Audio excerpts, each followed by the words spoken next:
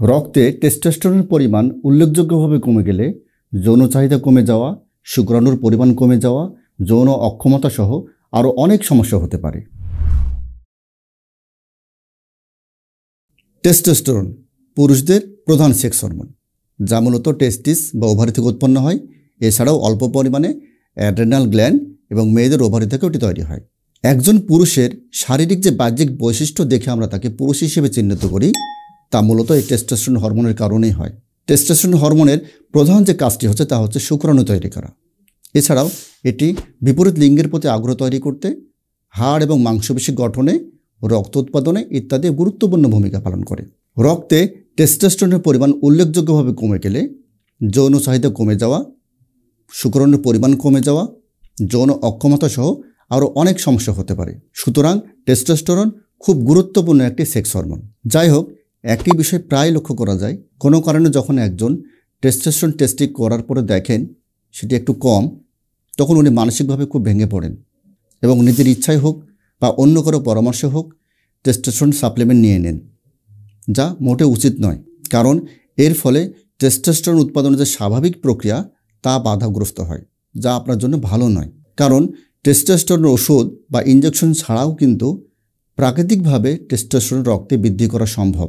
আজ আমি আপনাদের বলবো টেস্টোস্টেরন ইঞ্জেকশন বা ওষুধ ছাড়াই 5টি প্রাকৃতিক উপায়ে রক্তের টেস্টোস্টেরনের পরিমাণ আমরা বাড়াতে পারি। প্রথমত যে বিষয়টি হচ্ছে তা হচ্ছে পুষ্টিকর বা সুষম খাবার। এক্ষেত্রে বলতে হয় টেস্টোস্টেরন উৎপাদনে 3টি নিউট্রিয়েন্ট খুব গুরুত্বপূর্ণ ভূমিকা পালন করে। একটা হচ্ছে জিঙ্ক, অপরটি ভিটামিন ডি এবং ফ্যাট।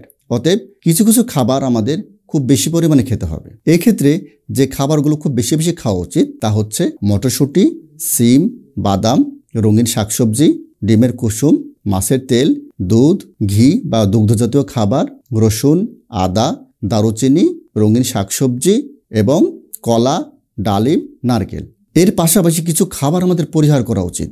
একটি হচ্ছে চিনি বা মিষ্টি জাতীয় খাবার, cold drinks, fast food, alcohol, cigarette ইত্যাদি। টেস্টোস্টেরন উৎপাদনে ভিটামিন ডি উল্লেখযোগ্য ভূমিকা পালন করে। এক্ষেত্রে বলবো ভিটামিন ডি এর খুব ভালো একটা উৎস হচ্ছে সূর্যের আলো। সেক্ষেত্রে অবশ্যই আপনাদের বলবো প্রতিদিন 15 থেকে 20 মিনিট হলেও সূর্যের আলো উপভোগ করার চেষ্টা করুন। দ্বিতীয় যে বিষয়টি হচ্ছে তা হলো এক্সারসাইজ।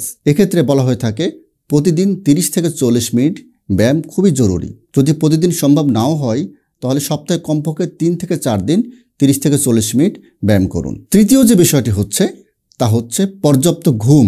এক্ষেত্রে বলা হয়ে থাকে কোয়ালিটি স্লিপটা খুব গুরুত্বপূর্ণ। প্রতিদিন কমপক্ষে 7 থেকে 8 ঘন্টা ঘুম জরুরি। তবে এই নয় যে আপনি দেরি করে ঘুমিয়ে দুপুর 12টায় উঠবেন, এটা মোটেও স্বাস্থ্যের জন্য ভালো নয়। সেক্ষেত্রে সময় মতো ঘুমানো খুব গুরুত্বপূর্ণ। চতুর্থ যে বিষয়টি হচ্ছে তা হচ্ছে স্ট্রেস।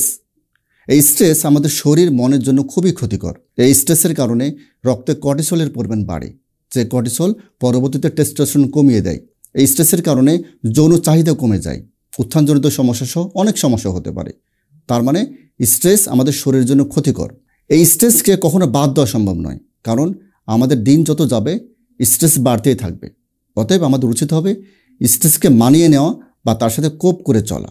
এক্ষেত্রে সংক্ষেপে যদি বলতে চাই তাহলে আমি বলবো প্রতিদিন কমপক্ষে 20 মিনিট 30 মিনিট হলেও নিজের জন্য সময় বের করুন। নিজের শরীরের মনের যত্ন নিন। এই সময় আপনি নিজের শখের বা পছন্দের কাজগুলো করতে পারেন। পরের দিনে কি করবেন তার একটি লিস্ট তৈরি করুন আগের দিনে, 1 2 3 4 এভাবে। যে কাজটি সবথেকে গুরুত্বপূর্ণ সেটি শুধু করুন, যেগুলো বাদ দিতে পারবেন সেগুলো বাদ দেওয়ার চেষ্টা করুন। কিছু কাজ অন্যদের ভাগ করে দিন, অন্যদের দায়িত্ব বুঝিয়ে দিন। যে কাজগুলো না করলেও চলবে সেগুলো বাদ দেওয়ার চেষ্টা করুন। পাশাপাশি মাইন্ডফুলনেস, মেডিটেশন, রিল্যাক্সেশন ইত্যাদি আপনার স্ট্রেস ম্যানেজমেন্টে গুরুত্বপূর্ণ ভূমিকা পালন করবে। পঞ্চম যে বিষয়টি হচ্ছে তা হচ্ছে শারীরিক ওজন। এক্ষেত্রে অবশ্যই আপনার শরীরের ওজন নিয়ন্ত্রণ রাখতে হবে, কারণ ওজন বেড়ে গেলে আমাদের যৌন স্বাস্থ্যের ক্ষতি হয়, টেস্টোস্টেরন বাধাগ্রস্ত হয়। এই 5টি বিষয় যদি সঠিকভাবে মেনে চলেন তাহলে আমার বিশ্বাস টেস্টোস্টেরন ইঞ্জেকশন বা ওষুধ ছাড়াই রক্তে প্রাকৃতিকভাবে টেস্টোস্টেরন বৃদ্ধি করা সম্ভব।